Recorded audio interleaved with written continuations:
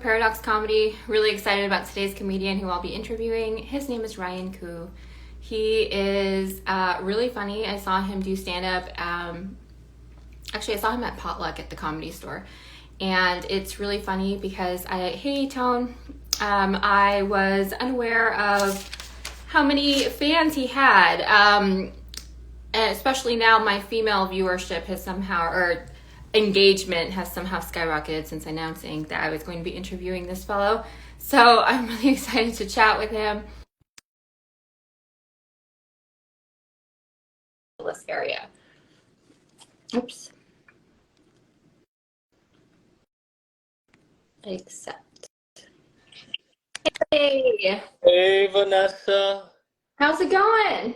Good. How are you? Good. Thanks so much for joining me today. I so appreciate it. Of course. Thanks for having me. Yeah, I've been a fan of yours. I think I've been following you for, I know, since at least last summer. Yeah, right? I think it was since last summer. Whenever you were in La Jolla. Yeah, I know we met the first time I ever signed up for the open mic at the Comedy Store in San Diego. I don't know when that was. I have it on my story. I could probably find it. But has it been that long? Last summer? I think that was, yeah. Wow. Yeah, and it's been really amazing to watch you just like grow and like continue to blow up. Like I was first like confused that because I used to announce, I used to share to my stories the list for Potluck. And so Right. when I would tag people, that's when I found you, and I was like, okay, this guy has a bunch of followers. This must be a mistake. And then, oh, how weird! It says you're unable to join. Are you still there?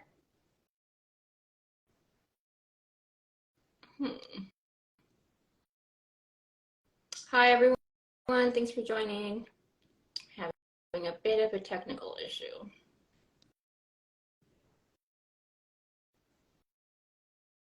Hey Tony. Uh-oh. There you are. What happened? Was that my fault? I don't know. It said you weren't able to join, and I was like, but he already joined. Uh-oh. So, Okay. Hopefully that doesn't happen again. all right, no worries. Yeah, so I'm sorry. Yeah, you said you saw me on a list or something, and you Yeah. said, yeah. So I used to post a potluck list. I went to tag you, and I was like, this guy's got a bunch of followers. But since then, you've like doubled in followers. Oh, So I was like, oh, okay. And I see why. You're really funny. So thank you. Thank you very much. I will say, I think a large part of, going viral, I suppose, is a lot of luck. I really do believe that, because I post all my stuff on TikTok and YouTube and Facebook, and some reels on Instagram blow up and it does horribly on Facebook or TikTok, and vice versa. I have some stuff that blew up on Facebook that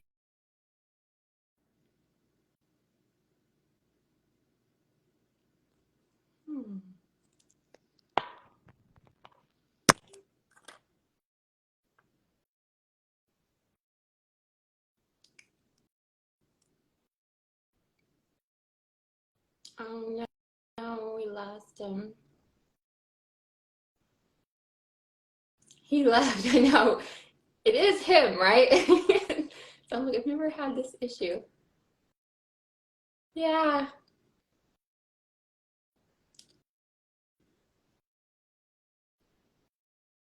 Is now the time to make the poor communication joke? Oh. Anyway. was that me? Yeah. Okay, I went off my Wi-Fi, so maybe Okay. maybe that'll work. Hopefully that doesn't happen again. Sorry about that. I went live before and that never happened. That's weird. Weird. Yeah. So you're talking about the going viral. Yeah. Oh, yeah. So going viral, I think a lot of it is luck. I think I would say like maybe like 70%, 60, 70% luck. So yeah, I think I've been very fortunate. But all that to say, there's some hilarious people that don't have a big following. There's some people that have a big following that aren't as funny as those people. I think it's a lot of chance thing. And all that to say, I try not to get in my head about it. Because Yeah. Well, I mean, I think what's unique about you is that one, I did see you and you were funny. So I was like, that's cool. And then I saw that you had a following, and I was like, oh, okay, because it's not really common that I see. I mean, it's not common that I see funny people with a bunch of followers.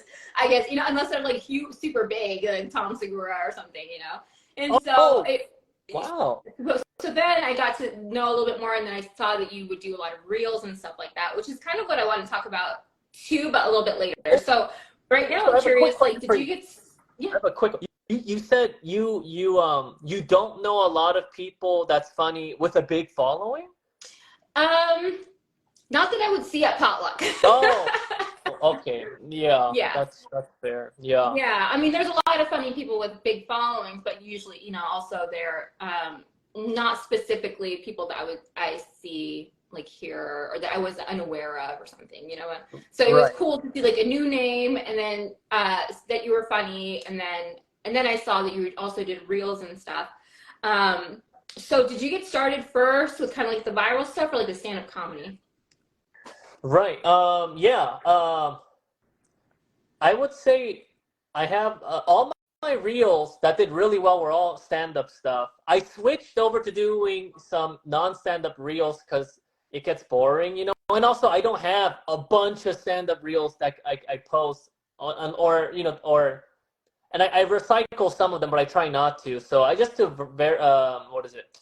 Man, it's been a while since I talked to someone, so my speech is affected. I'm the same way. I work from home and I'm by myself in a room all day. Right, So this is like right. me talking to a human for once. I know. I'm like, oh, words. Yeah.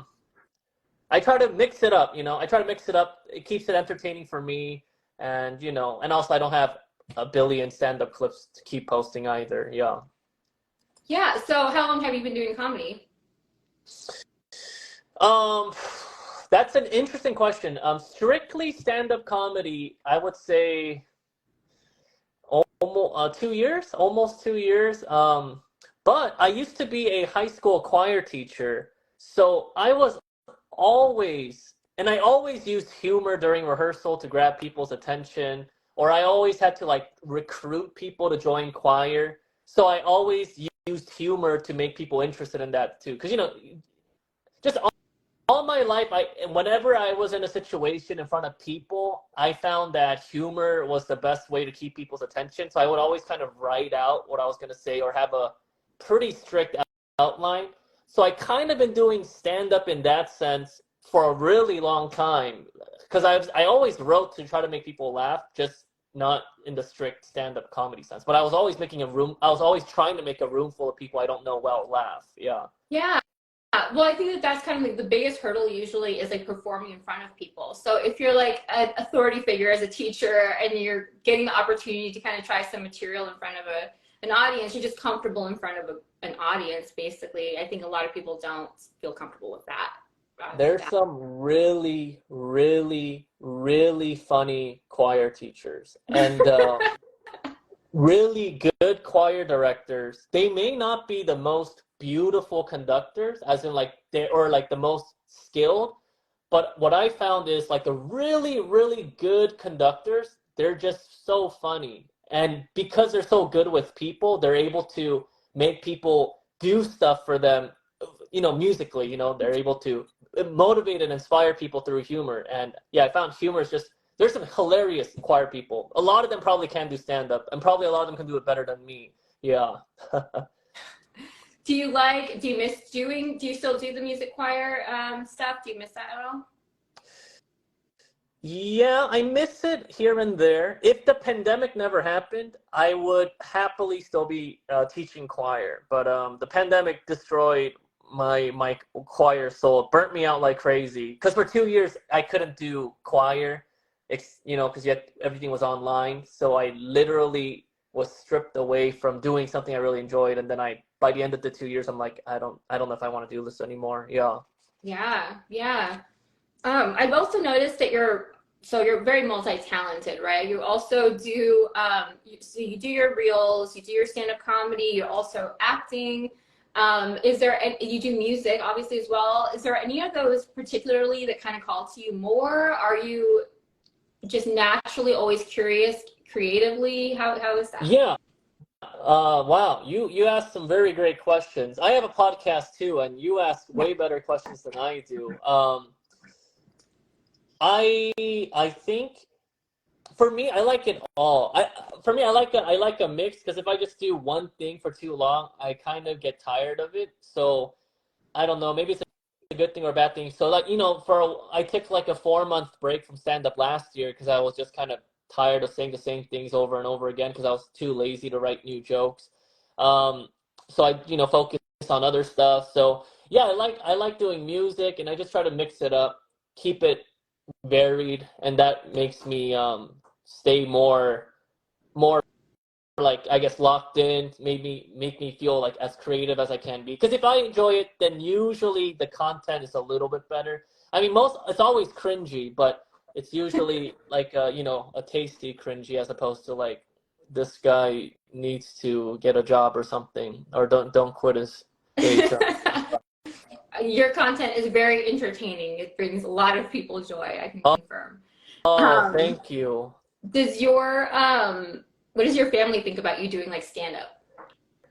Luckily my parents are super chill, so I definitely had a lot of friends with the typical Asian parents. Don't do anything in the arts, don't do anything creative. But my parents really don't care. Yeah, they're pretty chill. They always been like, do whatever makes you happy, which is which I think they were too chill at times because I did some really dumb stuff when I was younger. But in terms of career stuff, they usually are supportive. Yeah. Do you have any favorite comedians Oh that you yeah. feel have influenced you or you kind of look up to? Yeah. I have a bunch. I love Jack Black. I love Will Ferrell. I love Dave Chappelle. I love Jamie Foxx. I love Jim Gaffigan. I like Bobby Lee. I have a bunch, but those are the ones that come to my head right off the spot. Yeah, right off the. Oh, I can't talk. Right off the bat. Yeah. Yeah, Jack Black, I see that. I can see that influence for sure. He's obviously Yeah. the musical stuff too. Yeah. Yeah, he's so good at like just like his facial reactions are just so funny. Or like the thing about Jack Black in all his movies, there were so many scenes that I would watch over and over again that weren't supposed to be funny, but was funny just because it was him. And I would just it's like these little nuances, like his subtle reactions, his facial expressions, like it's not supposed to be funny at all. Like he's in the background, but I just noticed it. I'm like, oh my gosh, that's so funny. So I would just watch like that's what I thought he was really good at. He's just like so good at like those tiny details, especially like reactions or like yeah, but I like him a lot. Yeah. Yeah, I think that you share a lot of that same quality as well, right? Because a lot of your humor, some of your stand up, especially what I like about your stand up is that you kind of take like digs at yourself and kind of like, it's funny, but it's not like in a cringe way at all. It's very endearing. It's very like, oh, we want to root for him. We're on his side. And Yeah. and Yeah. it, a lot of the crowd work that you do, just some of the responses that you get from the audience sometimes, it's just the very like those details that you make with your face, just like your very subtle responses that you make are just hilarious sometimes. Oh, thank you. Yeah, usually I think the audience know what I'm trying to do. But sometimes I think I get too sad or too like, oh, this guy is weird. So there was one show where I did 45 minutes for the first time. And afterwards, towards my set, this guy in the audience, he raised his hand. And I thought he was going to say, oh, you killed it. You're so funny. But he asked me if I was on the spectrum. Oh, okay. The first time I did 45 minutes, that was the first feedback I got was if I was Yeah. on the spectrum. And I'm not. Okay. Well, actually, I don't know if I don't think I am. I never got tested, but I don't think so. But yeah, so sometimes it backfires. Sometimes it can read as, okay, I think this guy needs help. Yeah. Wow. Okay. So you've been doing stand up for 2 years and you have 45 minutes already? When I did stand up, when I did 45 minutes, I didn't even do stand up for a year. I think that was me after like 5 months. Most of it was What? like crowd work. I Okay. yeah, so it was just kind of I just like to do real. I just like being in really uncomfortable situations. So, well, I don't like what I like and I don't like it. So just the idea of me being on stage and having nothing left to say and still have 30 minutes, I just thought would be so funny if I to just see myself like struggling through it. And I wish I recorded. I did like 45-minute sets in that weekend. It was for a festival. I didn't record any of it. Maybe it's a good thing I didn't, but I just like I think my sweet spot is when it's kind of like uncomfortable and it's kind of sad. So that's where I really excel, I think. So yeah. Yeah, I think you're right. I think because you kind of are in this like this limbo of like this awkwardness where it's uncomfortable. It can be uncomfortable. It should be uncomfortable for the person on the stage, but because you're the one who's kind of creating the awkwardness, it's like the audience who now feels awkward. It's like now push back on them, and so they kind of giggle, just like yeah, exactly. And I think that's the best thing. Well, I shouldn't speak for all stand-up comedians. I think the best thing you can do when you feel like you're not doing well is to accept it and say it out loud. Oh shoot, I'm not doing well. Because I think that automatically kind of gets the audience on your side usually. Because if you just ignore it, the audience sort of has all the power. Oh, they're like, oh, this guy is. They're either gonna think, oh, this guy's ignoring the fact that he's bombing. Or two, right. let's see how much more we can make this guy bomb because he doesn't realize it yet. So I think the best thing you can do when you're bombing is just to, oh crap, I'm bombing. Wow, I shouldn't have quit my day job last week or something like that, you know. But is that bombing?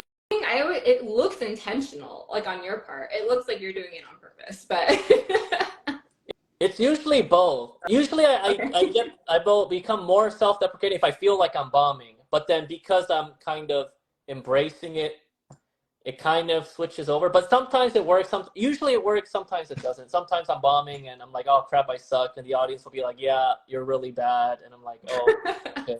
Well, sorry, but I have 5 minutes left. So, you know. I'm gonna finish my time. Yeah, So exactly. Yeah. yes. And so I wonder because I haven't really talked to a lot of comedians who are successful at social media. I think that's what I was trying to get at earlier. And so somebody had mentioned I hadn't done my research. I completely agree with you that Ryan Koo is hilarious. He is very funny. I think what I was more surprised at is I haven't seen comics who do stand-up comedy be as successful at social media as you have been. And now I see that you're also kind of partnered up with OnlyFans. Right. Yeah. Wow. You know, that's so interesting. I I guess yeah, I would say yeah, I do have a big following. I will say with the exception of this last month, but 6 months before that, I've been losing followers every day for like every day, like 50 followers a day for like 6 months straight. So I actually lost like 2,000 followers. Recently, I got like 1,000 back because of a couple of reels that did well. But it's so I guess I'm trying to say like, oh wow, I'm surprised you find me successful in such social media because the last 6 months have been pretty hard. I try not to think about social media stuff, but if you're losing followers every day for 6 months, you know, you kind of can't help but think like, oh crap, what am I doing wrong? Blah blah blah. Um, but social media. Well, to me, I kind of feel like, especially because you have, even though you've been losing that many followers, you're still continuing to grow. It almost, I kind of see that as you're kind of refining your audience. Like maybe the audience who originally joined you is now like not really on board. They just kind of lost interest. They just moved on and they're doing something different, you know? Right. But now the new people who you're attracting are on board with what you're currently doing. Yeah, that's true. That's true. Yeah, I guess it's just interesting. It's just, I find that the more I did social media, because for a while I was growing for a long time, and then for a while I've been losing for a long time, and now I'm just kind of in the middle. So I think the best thing to do is, and this is so hard, but you just have to like not think about it. You really just have to put out content that you think is funny and just hope for the best. But you know, because for a while I was trying to create content thinking what is going to make people follow me again, and I was miserable because I wasn't really creatively expressing myself authentically. It was me trying to pander, or me trying to, I guess, sell out, like, oh my gosh, like this guy is doing this, maybe if I do that people will follow me. I think now I'm at the point, and I think everyone trying to do social media will be a lot happier if they just do what they want to do and hope that the right group of people will find you. But yeah, social media, I hate it honestly. If I could not have social media, I totally would. But right now, it's so important that I kind of feel like you have to, especially if you're not big. But social media is a double-edged sword. I'm not surprised that people have a bunch of mental health issues tied to social media. It's dangerous. It's not Yeah. healthy. Yeah. And especially for like a community like comedians, where it feels like there's like a lot of paradoxes in that, because it's like people can get so wrapped up in meeting certain criteria or achievements or a number of likes or whatever, and it's like the whole point is to have fun and so, like, as a Yeah. comedian, is to create joy. And if the person behind the camera is miserable, like, it's like, well, that kind of takes away from the joy. Like, you want to put out content that you enjoy making, because Right. your audience will, like, authentically just be drawn to you that way. Yeah, I had a friend recently who had a reel. He did a sketch, and it blew up. And the reel was hilarious. Actually, if you guys want to check it out, his name is Canteen Boy. He does a bunch of my shows. He's a guitar comedian. He's so funny. He did a oh hey Sizzle, so nice. Sizzle's and also another awesome comedian, Ajashi Power. He's hilarious. Please check him out too. He was on my podcast. I had a bunch of clips with him that did super well. He's awesome. But what is it? Oh, so Canteen Boy. He released the reel. It was a librarian sketch, so freaking funny, and it blew up. And I'm like, oh, holy cow, man! Congrats on that reel. And he's like, oh yeah, I know. Like a bunch of librarians shared it, like a bunch of library Instagram pages. And I'm like, oh shoot, that's your niche now. You can only release librarian related content, So I bet there are some people that do that. They kind of like, okay, I guess since that's what made me popular, that's all I'm gonna do, no matter what, even though I don't like it. And there's some people who are like, you know what, I don't care about the clout, I don't care about this, I'm just still gonna do me, which is obviously, there's pros and cons to both, but I feel like the latter is a lot stronger, and in the long run, it's more better for you too. Yeah. Yeah. Have there been any, I know sometimes it's a really vulnerable thing to be on a stage and tell a joke that you think is funny, and then it bombs, right? But does that translate as well to, like, when you're creating content online and you're like, oh, I know this is funny. Like, you're like laughing while you're making it. You're like, they're gonna love this, and then it just like crickets. All the time. All the time. And um, obviously for stand-up stuff, you can safely say if it doesn't do well after like 2 or 3 times of you saying it, it probably needs work. Mm-hmm. But for social media, it's a little bit trickier, because if maybe you posted during a bad time, maybe you posted it and the right group just didn't share it, maybe not enough people liked it, not enough people shared it, not enough people commented on it. That's a little bit more trickier, but it happens all the time. And I will say, the more you do it, the faster and easier it is to just brush it off and go to the next one. I used to be the type of person where it's like, I have to get this reel perfect before I post it. I have to get this joke perfect before I say it. But I realized, then you're never going to get anything done, So I think now it's better just to put out something that, you put a good amount of effort in, but, it's not going to be perfect, and that's okay. You'll learn from it, and the next one you can make even better from that experience, and so on and so forth. You're just that experience of posting and bombing is what's making the next reel or next joke better. And I think that's a little bit more painful, but it'll be less painful the more you do it, and the more productive and the more likely it is you'll find success, I think, if you do that. I know that you mentioned kind of getting a little burnt out on like the stand-up stuff too, and I think this is maybe my last social media question, and then we'll move on. I Yeah, promise. Do you all get burnt good. out on the reels and trying to like? Do you ever feel the pressure to keep up with the social media, and you're just like, I just want to get back on a stage, or do you actually like enjoy it? Is it fun for you? Yeah, um, so during that period where I was losing followers every day for a while, I was thinking, okay, well, maybe if I post once a week, I found that I was losing less followers and it kind of got more engagement. So I was doing that, but I wasn't really, but I was in the mindset of like, let me think of how I can get followers again. So whenever I found that whenever I was in that mindset, how can I get more followers? How can I get this? How can I get that? As opposed to, I think this is funny, I'm just gonna post it and I don't give a, I don't give a crap what happens. That's a lot more enjoyable. Whenever I'm thinking, how can I get something? How can I? Whenever there's like just a non-creative goal attached to whatever I'm doing, it's less enjoyable. Yeah. Yes, amen. I understand that for sure. I like this question. It's a great question. Are you gently moving towards sketches in your reels?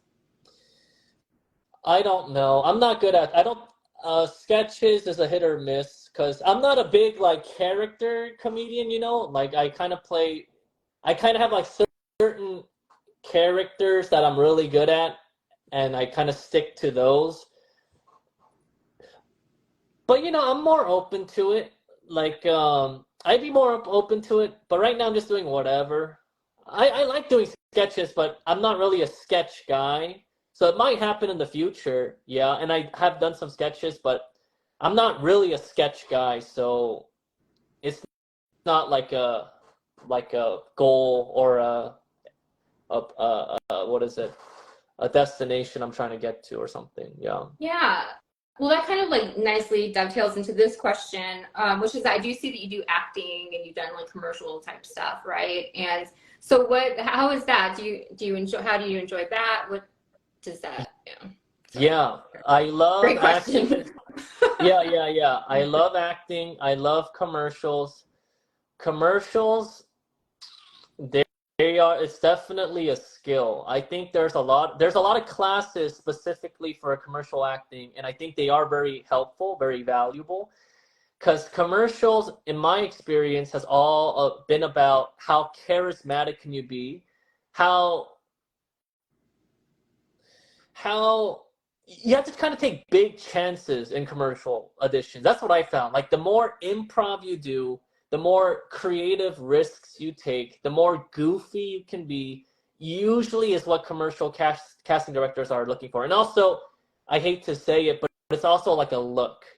Like Oh, we're gonna talk about your look. yeah, they want a guy who's good looking but not good looking in the traditional way. They want a guy who is nerdy but he's a sexy nerd. They want a guy who's you know a cute guy but he has a freaking ripped body. It's a very look specific as well. Which is unfortunate, but that's just the reality. So you have to kind of think about, oh, how should I do my hair? What clothes should I wear? What should my personality be? Should I be really upbeat and bubbly at my audition, or should I be really dry and deadpan and kind of quick-witted?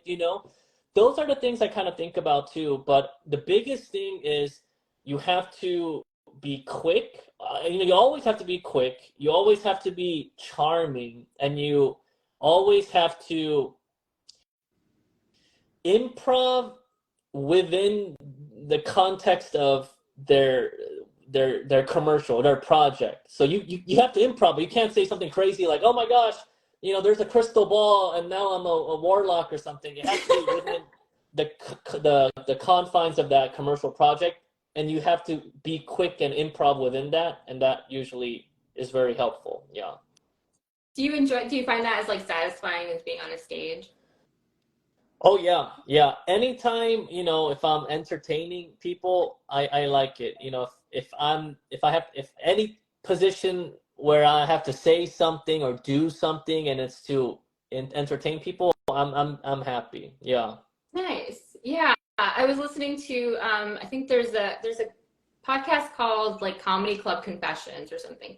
And a gal, stand-up comic Katie K, she was talking about how she does some acting stuff, but she's moved into stand-up comedy, and that she really just enjoyed this instant gratification of stand-up, and how different if she could, she would love to do more acting, but the gratification of the stand-up is really what keeps her coming back. Yeah, that's pretty much the reason why I started stand-up too, because acting, it's a lot of waiting. It's a lot of auditioning and getting rejected. So you will audition for 2-3 months and book something. Sometimes you'll audition for 6 months and book something. Sometimes you'll go for a year without booking something. So it's a lot of waiting, a lot of sitting around, and a lot of not seeing something be completed. But yeah, stand up, I could go to an open mic in 30 minutes right now and perform. So I love that about stand up for sure. It's just the instant gratification, the accessibility. Yeah, that makes sense for sure. I wanted to also talk about, so you kind of touched on it earlier, getting a certain look, and I had written in our notes, and I wanted to talk about this whole like shirtless thing that you do in some of your acts, or that you do in some clips, and then your partnership with OnlyFans, and just even, I know I saw this comment come through. I don't like to compare between people because everyone has their own style, but you have a kind of Woody Allen awkward energy, only a very attractive appearance, so I'm going to say I've been running this page for over a year, and I've never had so many such female engagement as I have when I announced I was doing this interview. So it's like, all of well, these are your people, I think, but I'm like, now the women are coming out here. What has that been like? Are you used to that? Is that something new that's happened?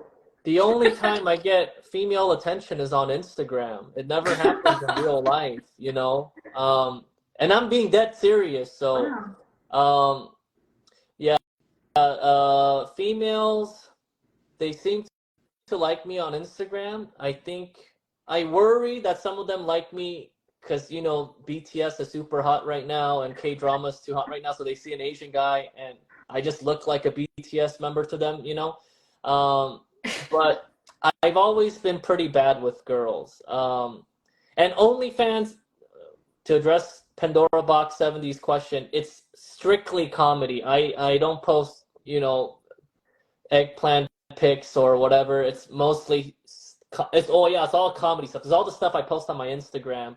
And a lot of comedians are actually using OnlyFans now. I know Whitney Cummings did her roast, and then Bert Kreischer's roast is on. Yeah, OnlyFans are trying to start like a comedy division, so they're still doing it. They're reaching out to a couple of comics to do like a showcase type thing. So that's what I did. So I did like 10 minutes or something for them, and they recorded it.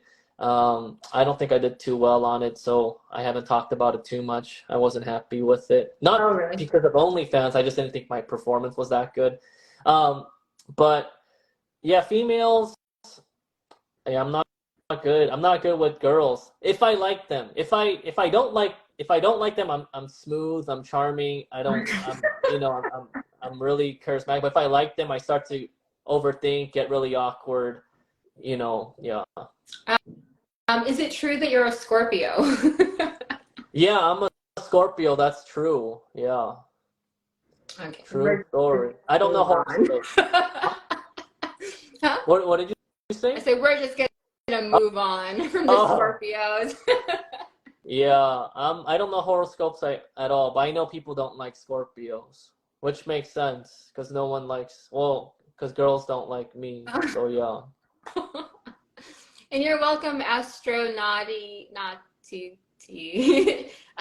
they say thank you for the interview. I always think the best people to interview are comedians.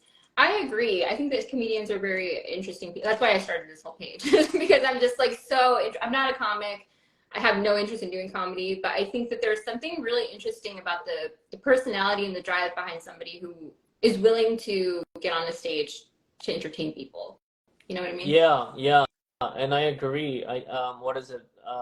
Tiger Belly, Bad Friends. They're the reason why I started a podcast because it just looks so fun. Like the podcast clips they post and stuff. Tell me about your podcast. my podcast is nothing special. I just do it whenever I feel like it, and it's just whatever. It's about whatever. So it's kind of like a passion project. I just thought it'll be fun to post some clips from like an interview. So that's why I started it. But yeah, it's like horribly managed because yeah, It's hard. It's a lot of work to do like yeah, that. And it is. it requires like a lot of this whole skill set of like then editing and then publishing and then like the marketing of it, and it's like this whole thing. But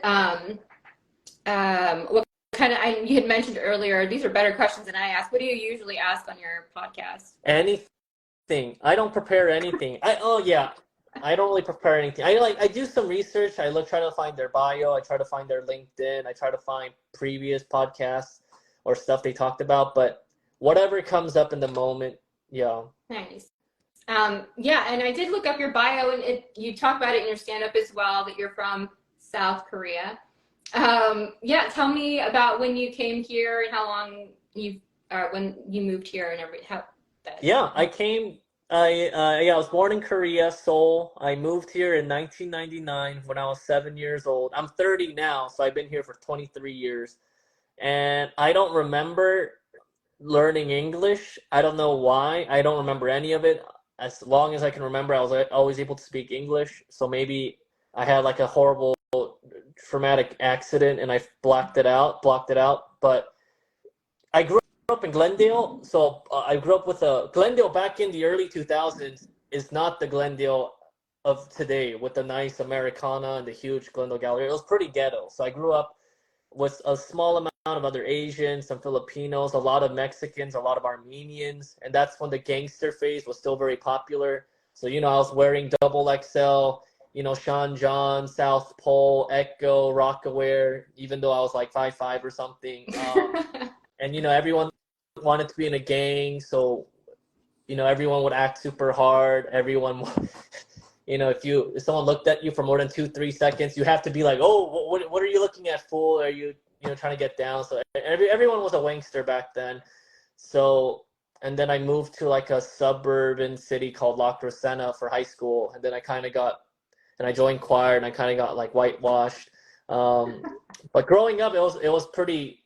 Everyone was in the gangster phase. A lot of baggy clothes, hip hop music. Yeah. Did you get in any fights? Yeah, I got into a couple fights.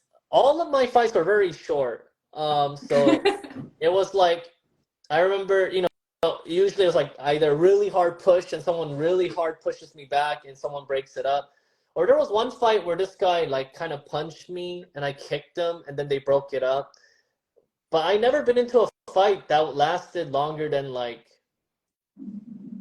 5 seconds. They were all pretty short. And every fight I got into, I don't remember feeling pain because I think my adrenaline was so high, or also because we both didn't know how to fight, so we probably weren't, yeah. Yeah. Do you think that your sense of humor like helped you manage through any of those conflicts?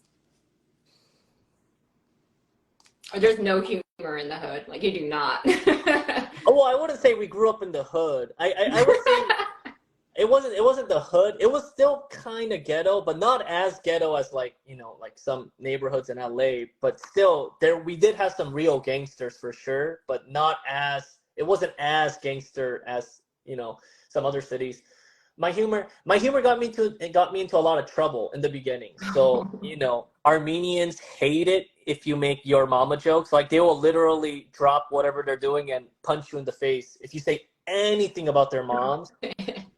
Even if it's something like you say your mama, they'll be like, "What'd you say?" And they'll literally try to fight you.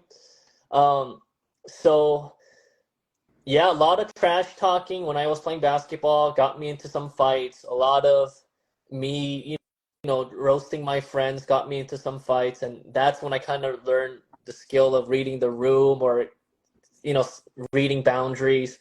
But yeah, my humor, it helped me a lot later on in life when I kind of crafted it more, when it became more finessed. But in the beginning, it got me into a lot of trouble. Yeah. Yeah, I think comedians, they have like a history of like, especially in their childhood or like even just growing up, just they haven't got the timing figured out for their jokes. So it's like good joke, wrong time, and then you're in a fight or something happens. Right. Yeah. Oh, so can you repeat that first part? What did you say? About comedians, that their timing, they don't usually get it right. Yeah, Or like, yeah, as they're timing. growing up. Hmm.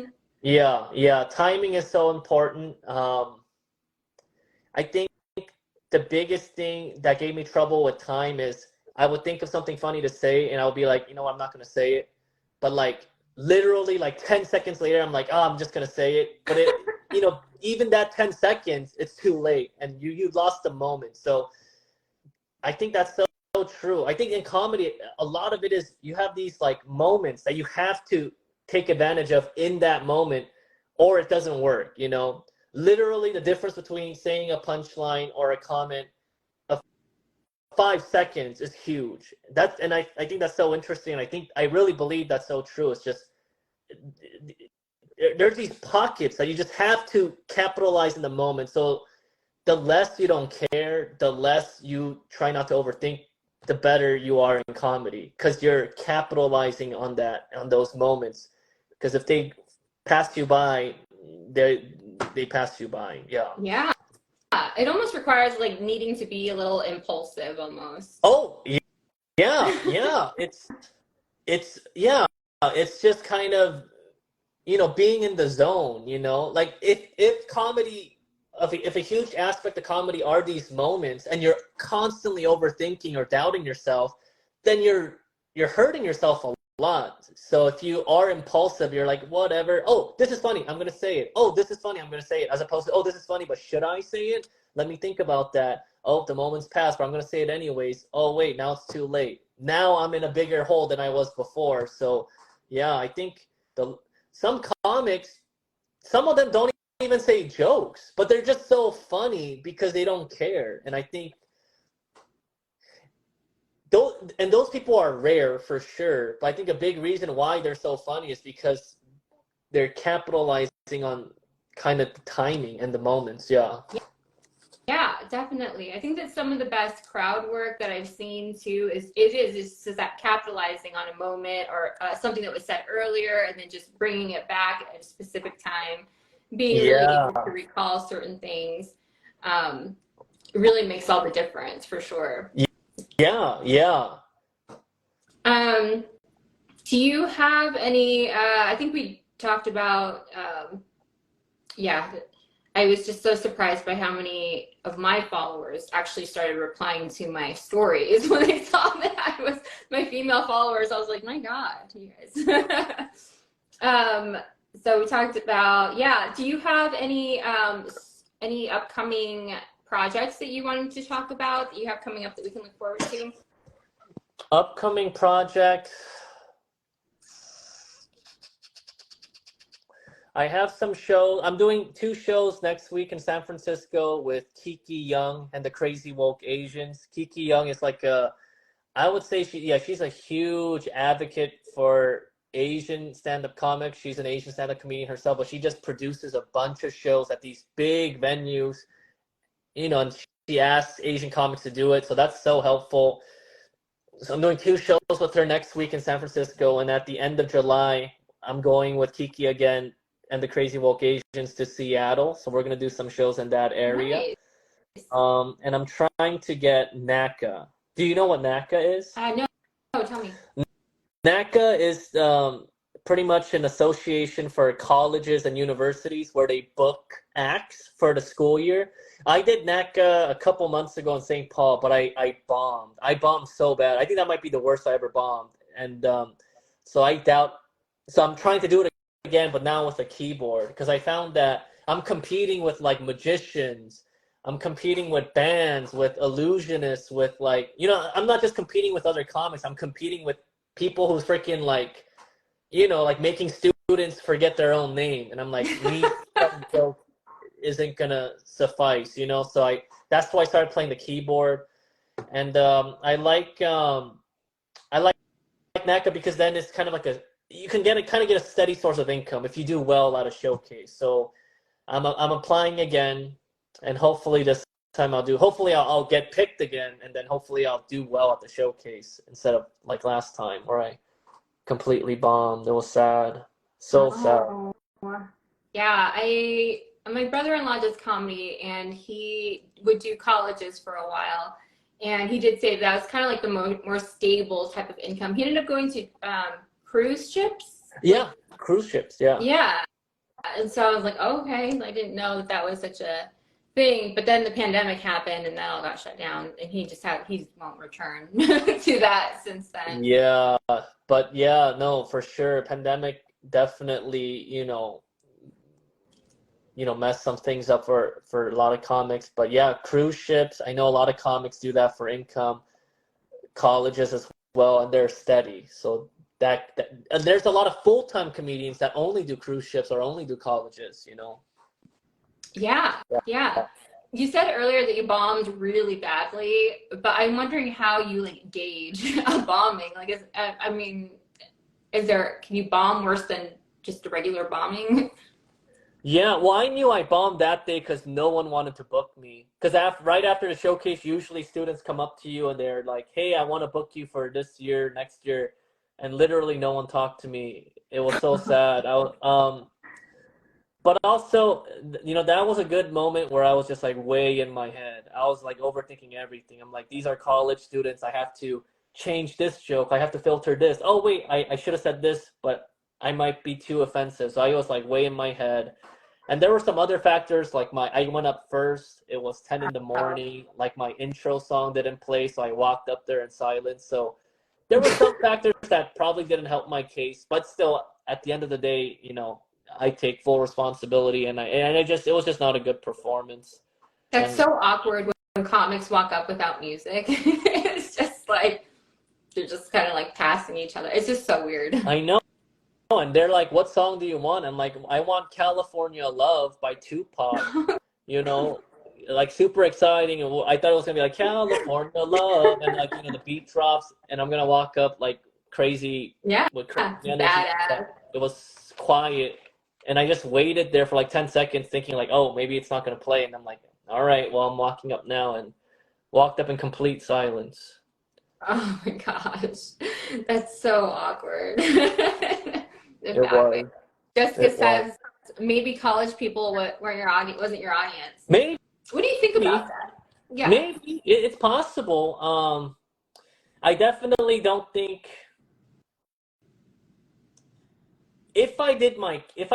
I'm interested to see what would happen if I do my keyboard stuff with them, because that's what I'm gonna do in a couple months. I'm gonna bring my keyboard, but like I said, I'm competing with freaking magicians, illusionists.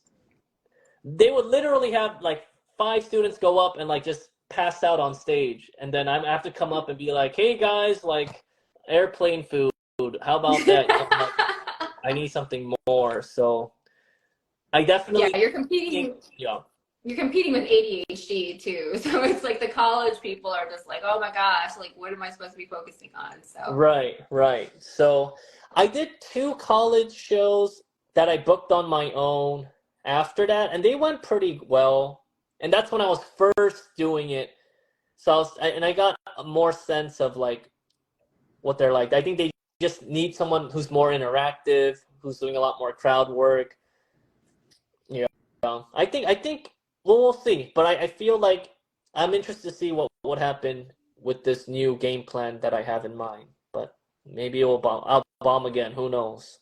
well, I hope that they appreciate your humor and I hope that they appreciate your gifts because they really do bring a lot of people joy, as you've been able to see in the comments. Oh, And they brought me a lot of joy too.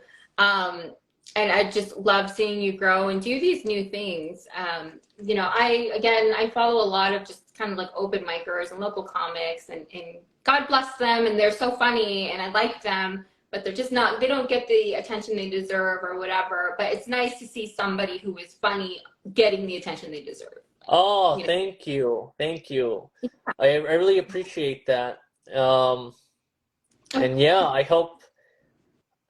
Yeah, there are a lot of comics that should have huge followings, but it's the algorithm is it's a cold-hearted lady. Yeah. It's just consistency and luck. Consistency and luck. I think that's all there is to it, to be honest. Yeah. That's for sure. Yeah, definitely. I think that that's all I got for you, Mr. Ryan Koo. I really Okay. appreciate your time. I really enjoyed talking to you more. Again, I'm a huge fan. I think that you're so funny, and I hope that you keep doing this. And I'm really excited to see what else is on the horizon for you. And I have no doubt that you're just going to blow up someday and be like, I Oh, interviewed him. So. thank you. Thank you. If I ever blow up, we'll have to have another interview. Hell But yeah. I have a question for you. Yeah. How do you like the San Diego comedy scene? I still don't know the San Diego comedy scene too well. Yeah, it's amazing. I'm telling you, you should come down and check it out more. There's a lot of, well, you've been to Madhouse and the Mic Comedy drop. Store. Yeah, Mic Drop. Oh, you've been to Mic Drop too. Yeah, it's a great club. The comedians are really welcoming. They just really like seeing people, out there. They're all just kind of, it's a really interesting comedy scene because people are so supportive and collaborative almost. It's really unique. Oh, I think that's what I think drew me into comedy, seeing all these comedians kind of bolster each other up and trying to make each other better. Because that's not something you typically see like in a creative, like performing entertainment type of vibe. right. So, but it's been great, and I've been able to see some comics here grow and just get better and funnier. They're just really focused on the funny, and I can definitely appreciate that. So I think I'm telling you, I think you're somewhere in between LA and San Diego, right? So Yeah, I'm in Murrieta, so right in the middle. yeah, and I'm Yeah. actually going to be going up to the Inland Empire. I'm moving there Oh. in July. Yeah, Oh so wow, I'm you're moving to the Inland Empire. Why? How come? I got a house up there with my parents, Wow. so I'm going to be there and kind of doing some more travel and road trips and maybe checking out clubs. I really want to go to Austin, Texas, so the money that I save on San Diego rent, I'll be able to do more traveling. Yeah. Yeah. Yeah, so I'm really excited about that. But the Inland Empire doesn't have a huge comedy scene, so I'm going to see what happens there. I don't think yeah, the Inland Empire. I don't know if they even have a club out here. Just the Ontario Improv, Oh, is that considered an Inland Empire? barely. Barely. Yeah, Yeah. barely. It's like on the border. That's true. Ontario Improv. And then Brea Improv is only like 10 minutes away. I think. Yeah. So if Yeah. I get the energy, I might try to start some open mics and maybe help have some San Diego. I already asked some producers from San Diego to consider helping me start some shows in the Inland Empire, particularly Riverside, because that's like where I'm more familiar with. Yeah. So if that happens, I will definitely let you know because I know Ooh. that Riverside needs comedy and they aren't getting it. So Yeah. Yeah. No, I'd be super down. That sounds awesome. cool. Okay. Well, Well, this is going to cut us off here in a okay. couple of minutes. Well, So Vanessa, you're great. Thank you for all that you do, for all the comics. We need more people like you. So, I know you definitely shared a bunch of my stuff, so I really appreciate that. And I'm sure a bunch of the San Diego comics appreciate all that you do, just thank you. advertising them and their shows. That's really kind. I appreciate that. Yeah. And again, just thanks again for all the laughs and the joy that you bring to the world with your gifts. I really appreciate it. Thanks, Vanessa. Thanks. Thank You're you. awesome. Thank you. You too. Thank you everyone for joining. Thanks, Annie. Thanks. I'll repost this replay. Somebody asked about it. So thanks Sounds everyone for great. joining. All right. Bye. Bye.